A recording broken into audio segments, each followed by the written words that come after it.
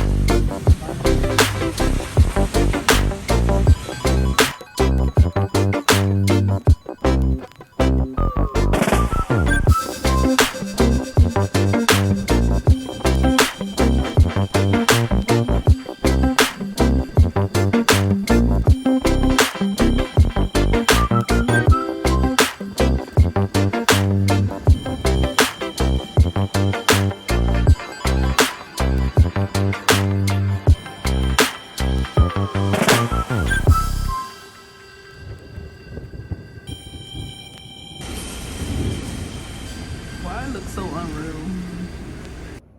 Y'all, so an update in the vlog.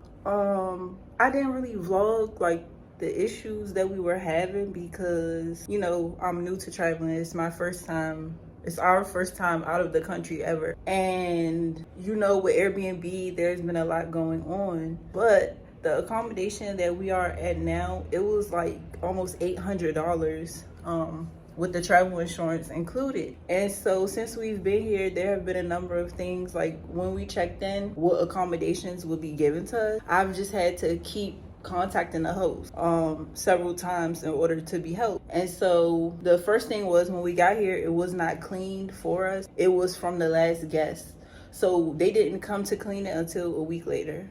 In the midst of that, on the second or third day that we were here, the power went out. And I understand that it's a common thing because of several reasons. Like, I'm not one to complain. I grew up in Southeast DC, so we used to have power outages, but it's advertised as a home office. And so you all know I'm not currently working. I'm just relying on any donations that I get because I'm not on unemployment. But my girlfriend does work remote. And so she has to be able to call people, to chat with people. It has to be instant. And so with the host, there was no rush to help us with any of the things that we needed.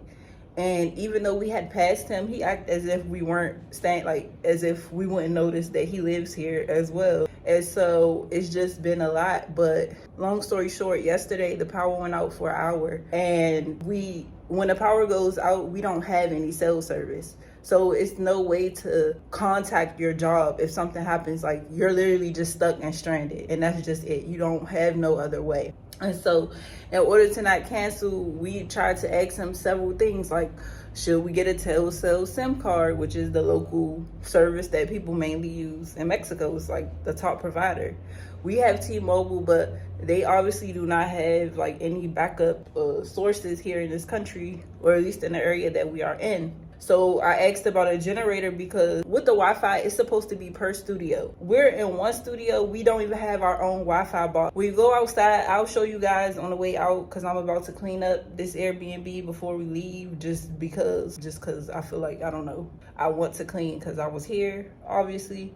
But the Wi-Fi routers are just taped to the outside of the apartments, just randomly. So I have to either use the Wi-Fi for the roof, or we have to use the Wi-Fi for someone else's studio. And there is someone else here that is also a digital nomad, like my girlfriend. So it's just been a lot, but you're trying to be grateful and obviously taking the fact that some things are gonna be out of your control. But there was no sense of urgency.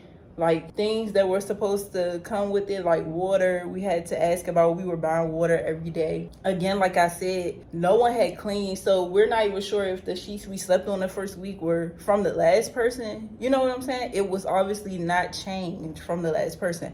Their food was still in the fridge. And so I did contact him and ask him first before I reached out to Airbnb several times, what can we do, or where can I find updates about power outages?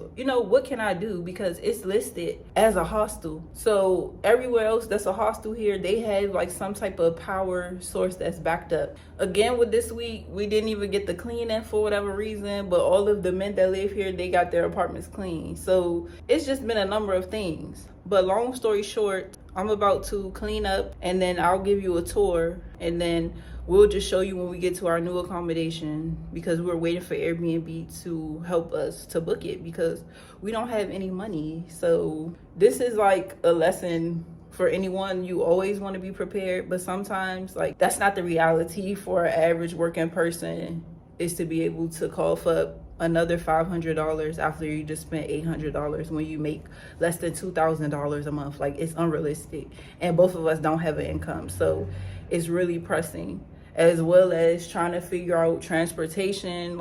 I know I put on my Instagram story about the situation that happened with biking to the beach and being robbed in a taxi, but every day we're just learning. But I did want to give an update and just speak about the realities of trying to be a digital nomad, or just a nomad in general, especially if you are staying with Airbnb.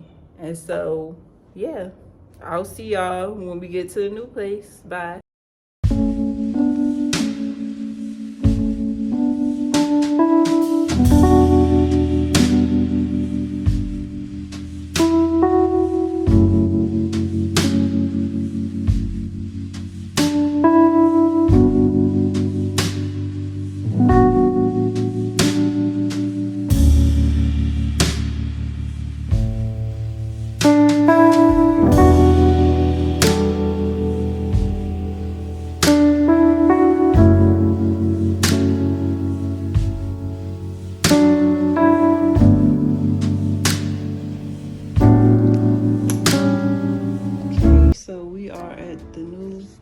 accommodation. Took a lot of pain to get here. It's very nice.